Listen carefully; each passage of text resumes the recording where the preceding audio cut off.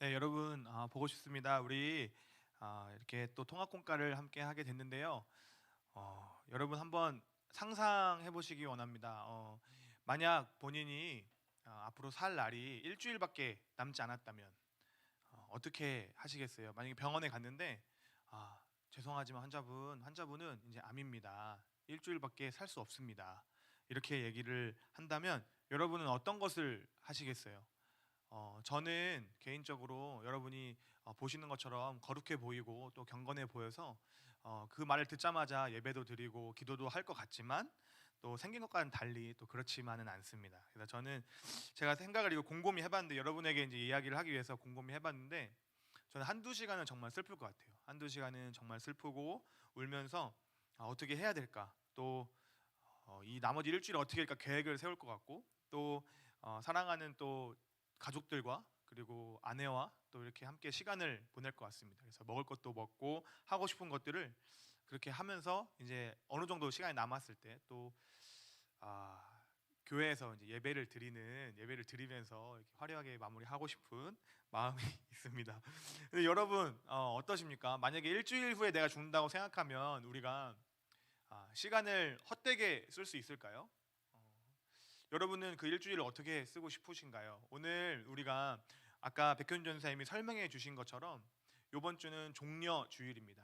종려 주일은 예수님이 예루살렘에 나귀를 타고 입성하실 때 사람들이 종려나무 가지를 흔들면서 호산나 호산나 외치면서 어, 예루살렘에 입성했던 그 날을 기념하여 지은 주일입니다. 그래서 그 나뭇가지가 종려나무라는 것을 요한복음에서 얘기하고 있기 때문에 우리가 그것을 기념하여 종려주일이라고 이야기하고 있습니다. 그렇게 예수님은 일주일을 죽기 전 일주일을 함께 사셨는데 우리가 이번 고난주간 죽기 전 일주일 함께 생각하고 고민하면서 보냈으면 좋겠는데요. 저는 이 가장 핵심적인 고난주간의 내용은 예수님이 누구신가, 예수님이 나는 누구인가, 그리고 나는 어떤 정체성을 가지고 이 땅에 오셨나를 명확하게 보여주신다고 생각을 합니다. 우리 친구들도 한번 예수님이 어떤 분이신가 일주일 동안 한번 생각을 해보면 좋겠는데요.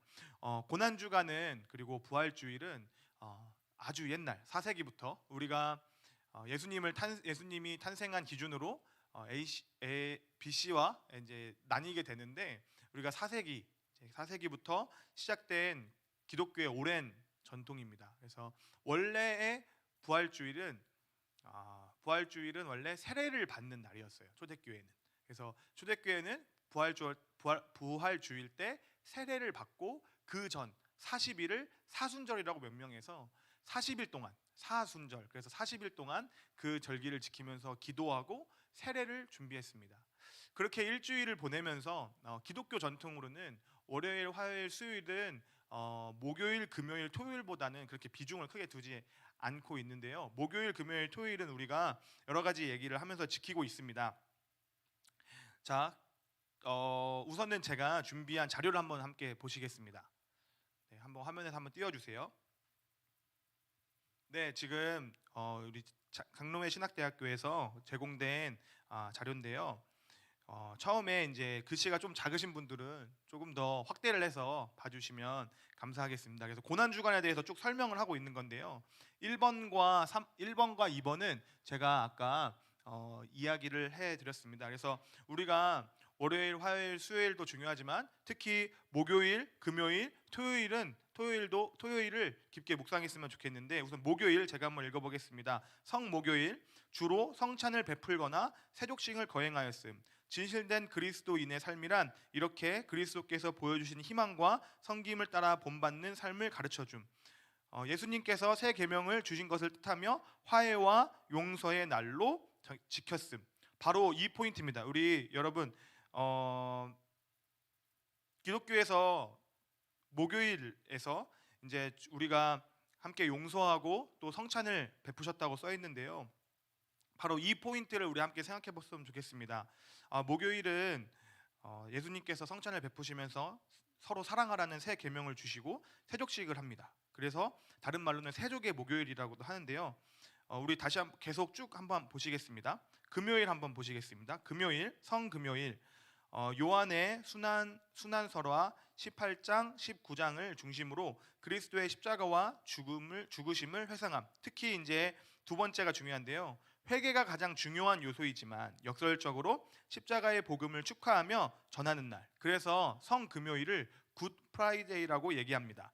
예수님이 죽으셨지만 우리를 위하여 죽으셨고 우리가 그를 위해서 살았기 때문에 굿 좋다라는 의미로 우리가 성금요일을 지키고 있습니다.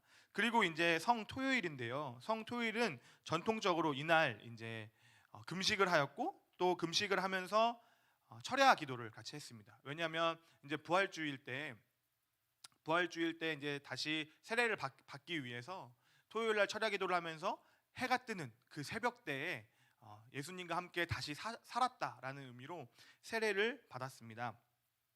네, 다시 화면을 바꿔주시고요. 네, 정신없이 막 지나간 것 같은데 여러분 포인트는 딱 두 가지입니다. 우리가 고난주간 하면 어떤 것들을 생각합니까? 고난주간을 생각하면 금식, 또 어떤 제 친구는 필통에 못을 갖고 다니기도 했어요. 큰 못을 갖고 다니면서 예수님을 기억하고 예수님을 생각하는 일도 하기도 했습니다. 물론 그것도 중요합니다. 예수님을 기억하고 그 고난에 동참하고 그 고난과 함께하는 것이 매우 중요합니다. 하지만 전도사님은 조금 더 우리 친구들이 조금 더 생각하고 조금 더 나갔으면 좋겠는데요. 물론 그것도 중요하지만 예수님이 누구신가? 예수님이 어떤 분이신가? 이 행동을 통하여 어떤 것을 말씀하고 싶으신가를 우리가 깊게 생각했으면 좋겠습니다. 특히 아까 말씀드린 성목요일은 내 앞에 있는 사람 또 내 뒤에 있는 사람과 화해하고 용서를 구하는 시간입니다. 우리 친구 여러분들은 누구가 가장 밉고 누구를 보면 계속 화가 납니까? 성목요일은 그렇게 우리가 화나고 내 마음을 아프게 했고 나의 마음에 상처를 들게 했고 힘들고 어려울 때마다 생각나는 그 사람을 용서하고 그 사람과 화해하는 일을 실천하는 기간입니다. 그렇게 할 때 그 마음이 얼마나 어렵겠어요. 내가 용서하기 싫고 화해하기 싫은 그 사람과 화해하려고 노력할 때 얼마나 싫고 어려운 마음이 들겠어요. 그 어려운 마음으로 예수님의 죽으심과 예수님의 고난에 동참하는 것입니다. 쉽지 않은 일입니다. 같이 사는 가족이라 하더라도 정말 밉고 힘들 때가 있고 친구들 혹은 내가 정말 소중히 여긴 사람들이 나의 마음과 나의 생각에 비수를 꽂을 때가 너무 많이 있습니다. 우리 친구들이 그 사람을 떠올리면서 내가 이번 주 목요일은 그 사람과 찾아갈 수 있으면 찾아가서 또 볼 수 있으면 봐서 화해하고 용서를 구하는 실천을 한번 해보면 어떨까 생각을 합니다. 그러면서 매일을 확인하는 겁니다. 예수님이 이렇게 보여주셨던 것처럼 나는 어떤 사람인가? 나는 어떠한 정체를 가진 사람인가? 나는 이렇게 화해하기 어려워하고 한 사람을 미워하는 마음이 너무 커서 내가 용서하기도 어려운 이 사람이라는 것을 우리가 기억하는 것입니다. 그래서 그것을 느끼고 그걸 생각할 때 역시 예수님 없이는 예수님과 함께하지 않으면 나는 용서할 수도 없고 화해할 수도 없고 하나님을 만날 수도 없구나라는 것을 매일매일 느끼면서 다시 매일매일 일어나는 것입니다. 그것이 예수님과 함께 죽고 예수님과 함께 사는 것입니다. 우리 친구들이 그것을 기억하면 정말 좋겠습니다. 또한 금요일은 어떻습니까? 금요일은 회개가 가장 중요한 날입니다. 여러분 회개하면 너무 무거운 마음만 가지실 텐데 무거운 마음은 잠시 내려놓고 제가 가장 많이 와닿았던 예화는 이런 거였습니다. 제가 그 이제 구약에도 죄를 사하기 전에 아사셀이라는 양 염소에 이렇게 머리를 대고 이제 표를 하고 그다음에 그것을 제물로 드리는 그러한 규율이 있는데요. 그것이 예수님의 옛 상징이었습니다. 그것을 우리가 잘 생각해 볼 때 이렇게 한번 우리가 생각해 보면 어떨까요? 만약에 내가 정말 아끼는 우리 강아지, 우리 고양이 이렇게 있습니다. 저는 애완동물은 키워본 적은 없지만 제가 정말 좋아하는 저희 장로회 신학대학 앞에 그 카페에 찰스라고 이름을 가진 강아지가 있습니다. 제가 그 강아지를 너무 좋아해서 그 카페를 굉장히 많이 갔는데 그 강아지와 사진도 같이 찍고. 근데 이제 1년 동안 예수님 하나님께 제물을 드리려면 그 제물을 키우고 흠이 없게 그 제물을 잘 키워서 성전까지 가져가야 됩니다. 그럼 생각해 보세요. 내가 같이 했던 그 애완견 그리고 또 반려동물을 잘 키우고 잘 함께 해서 했을 때 이것을 제물로 드려야 한다고 생각을 했을 때 그 마음이 어떨까요? 저는 어떻게 생각했냐면 제가 손짓만 해도 다가오고 함께 했던 그 강아지가 만약에 그것을 제물로 드려야 한다면 얼마나 미안할까? 그 강아지가 죽는 이유가 나 때문이라면 그냥 빠이빠이 나는 다른 강아지 찾으러 갈게. 너는 날 위해서 잘 죽어. 이렇게 과연 생각할 수 있을까요? 어느 순간 내 가족이 됐고 내 마음 안에 들어온 그 동물이 죽는 것만으로도 너무 슬픈 일일 것입니다. 그리고 다른 일을 할 때 내가 죄를 지을 때 내가 그 죄악 속에 다시 들어가려고 할 때 그 동물한테 미안해서라도 그 죄에서 조금 거리를 두려고 하지 않을까요? 저는 그런 심정으로 예수님의 마음을 이해해 보려고 노력했었습니다. 예수님을 깊게 사랑한다면, 예수님을 더욱더 사랑하려고 노력한다면, 예수님을 더욱더 알려고 노력한다면 우리가 죄에서 저절로 멀어지는 것입니다. 죄를 질 때마다 예수님이 생각나고 하나님이 생각나고 그 사랑이 얼마나 크고 그 사랑이 얼마나 놀라운지를 우리가 경험했기 때문에 그 죄에서 멀어지려고 노력하는 것입니다. 그것이 우리 성금요일을 지키는 또 하나의 그런 생각이라고 여러분에게 이야기하고 싶습니다. 그리고 여러분, 고난주간은 부활이 없이는 성립되지 않습니다. 꼭 우리가 다시 할 수 있고 다시 일어날 수 있고 또 나를 위해서 부활하신 부활의 소망을 가지고 가면 좋겠습니다.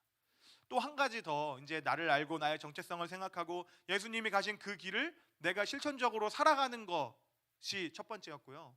두 번째는 여러분에게 권하고 싶은, 여러분과 함께하고 싶은 두 번째는 무엇이냐면 타인의 아픔에 공감하는 것입니다. 타인의 고통에 공감하는 것입니다. 예수님은 우리의 고통을 깊게 공감하셨고 우리와 함께 깊게 함께 계시고 싶었기 때문에 십자가에 돌아가신 것입니다. 예수님이 우리 마음을 이해하지 않고 그래 너희들은 그냥 죽어 나는 살고 싶어 라고 하시지 않았습니다. 너희들이 이 죄를 인하여 죽으면 그 영원한 죽음에 들어가면 얼마나 힘들고 얼마나 고통스럽고 얼마나 아플까.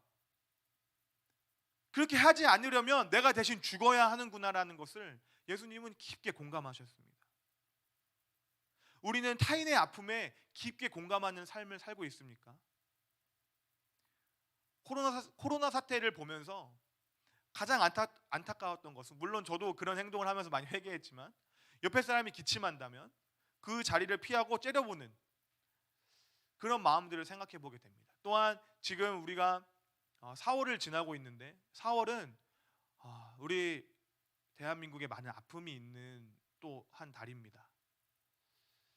지금 코로나 사태로 인해서 얼마나 많은 의료진, 또 코로나를 걸린 사람들, 또 그 사람들을 위해서 기도하고 기다리는 가족들, 그리고 지금 이제 봄이 오고 꽃이 피는데 그것을 참으며 기다리는 사람들, 그 아픔에 우리가 동참하려고 노력해야 합니다.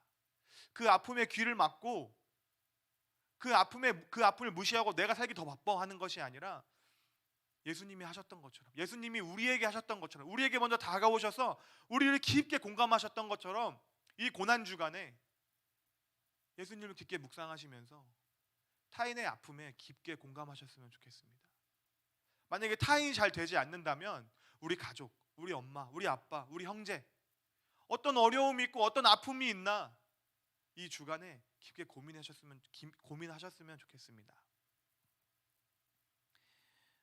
하나님은 낮은 곳에 가셨고 예수님은 또 낮은 곳에 가셔서 그 낮은 자들과 함께 했습니다. 우리가 그것을 꼭 기억했으면 좋겠습니다. 이제 공과를 마치려고 합니다. 첫 번째는 예수님을 기억하면서 예수님의 정체성을 생각하면서 나의 정체를 생각하고 정말 예수님 없이는 나는 죽고 정말 죽어야 할 나를 하나님께서 살려주셨고 예수님께서 죽으심으로 내가 다시 사셨구나. 그러면서 그것을 삶으로 실천할 때 여전히 난 되지 않고 여전히 난 실천할 수 없지만 예수님을 믿고 예수님 날 위해 죽으심으로 다시 한번 실천하는 그래서 내 옆에 사람을 용서하고 옆에 사람과 화해하고 내가 가는 곳마다 화해가 일어나고 용서가 일어나는 그런 일들을 첫 번째 경험했으면 좋겠고요. 두 번째는 타인의 아픔에 깊게 공감하려고 일주일 동안 노력해봤으면 좋겠습니다. 그것은 노력 없이 그저 되는 것이 아닙니다. 누가 나한테 고민 상담을 한다 하더라도, 누가 나에게 힘들다고 얘기를 한다 하더라도 깊은 관심과 힘을 쏟지 않고는 그것이 공감이 되지 않습니다. 여러분, 이것들을 기억하면서 함께 우리 고난주간 보내시면서 예수님이 다시 사신 그 부활을 기대했으면 좋겠습니다. 여러분, 예배는 끝이 아닙니다. 예배는 다시 시작입니다. 예배를 통하여서 일주일을 다시 살아나가는 것입니다. 우리 일주일을 함께 열심히 살자는 의미에서 우리 함께 박수치고 통합공과 마치겠습니다. 감사합니다.